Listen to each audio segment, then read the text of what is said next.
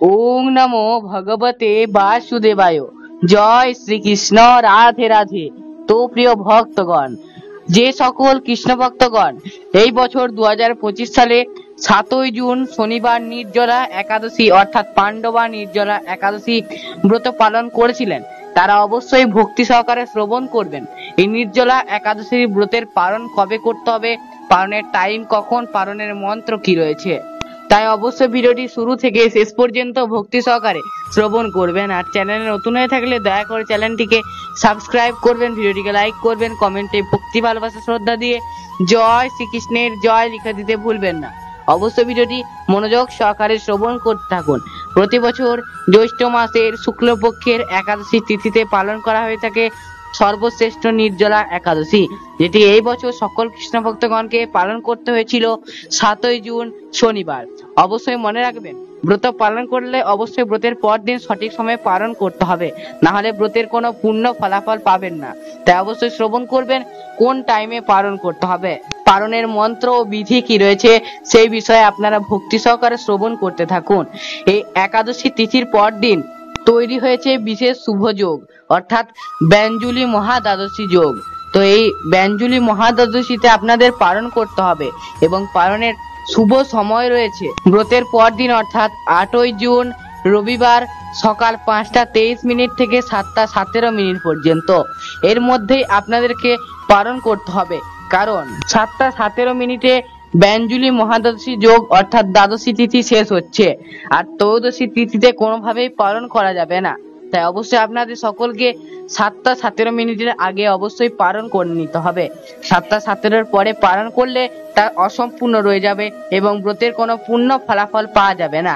তাই অবশ্যই আপনারা আগামীকাল 8ই জুন রবিবার সকাল 5টা 23 মিনিট থেকে সকাল 7টা 17 মিনিটের মধ্যে অবশ্যই পালন করবেন। তো এরপর আমরা জানবো পালনের মন্ত্র বিধি সম্পর্কে। পালনের মন্ত্র: ওং একাদশাং নিরাহার ব্রত না নেব কেশব প্রসিদ সুমুখ নাথ জ্ঞান দৃষ্টি প্রদ ভব। তো এই মন্ত্রটি 3 বার উচ্চারণ করে পালন করতে হবে।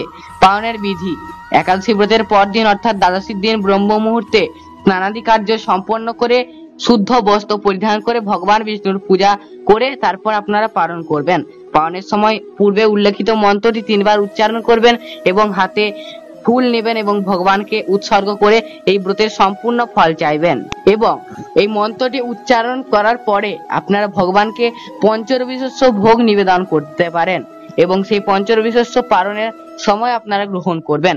অবশ্যই মনে রাখবেন, আপনারা যেহেতু এই ব্রতটি নির্জলা ভাবে পালন করেছিলেন, যেহেতু ব্রতটি নির্জলা একাদশী ব্রত, তাই ব্রতের পালন অবশ্যই তুলসী মিশ্রিত জল পান করে আপনাদের পালন করতে হবে। অবশ্যই পালনের সময় 1 গ্লাস জলে সামান্য তুলসী পাতা মিশিয়ে ভগবানকে নিবেদন করে সেটি পান করে আপনারা পালন করবেন এবং পরে পঞ্চরবিশস্য গ্রহণ করতে পারেন। তবে দ্বাদশীর দিন অর্থাৎ ব্রতের পালনের দিন অবশ্যই নিরামিষ আহার বা সাত্বিক আহার গ্রহণ করতে হবে। তো প্রিয় ভক্তগণ, আশা করি আপনারা বুঝতে পারলেন কিভাবে এই নির্জলা একাদশী ব্রতের পালন করতে হবে। পালনের পরে অবশ্যই আপনাদের একটি বার হলো অবশ্যই শোনা প্রয়োজন এই একাদশীর ব্রত মাহাত্ম্য কথাটি, না হলে ব্রতের কোনো পূর্ণ ফলাফল পাবেন না।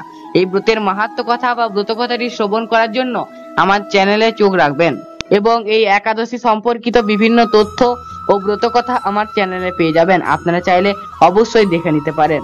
তো অবশ্যই প্রিয় ভক্তগণ, আপনারা এই ব্রতটি যারা যারা পালন করেছিলেন তাদেরকে অনেক অনেক শুভেচ্ছা ও শুভকামনা জানাই। আশা করি আপনারা শ্রীহরি বিষ্ণুর কৃপায় বছরের এই সর্বশ্রেষ্ঠ জ্যৈষ্ঠ মাসের শুক্লপক্ষের নির্জলা একাদশী বা পাণ্ডবা নির্জলা একাদশীটি সুষ্ঠুভাবে পালন করেছিলেন। আর অবশ্যই যারা ব্রতটি পালন করেছিলেন তারা ব্রতের পর দিনে পালন করবেন, কিন্তু পালন ছাড়া ব্রতটি অসম্পূর্ণ রয়ে যাবে আর পালন ছাড়া ব্রতের কোনো পূর্ণ ফলাফল পাওয়া যাবে না। তাই যেভাবে আপনার সামনে তুলে ধরলাম সেইভাবে ব্রতের পালন করবেন। তো এই ছিল আজকের ভিডিওটি। আজ এখানে বিদায় নেব, ফিরে আসবো অন্য কোনো ভিডিও নিয়ে। ততক্ষণ সবাই ভালো থাকুন, সুস্থ থাকুন, সতর্ক থাকুন। জয় শ্রীকৃষ্ণ। রাধে রাধে।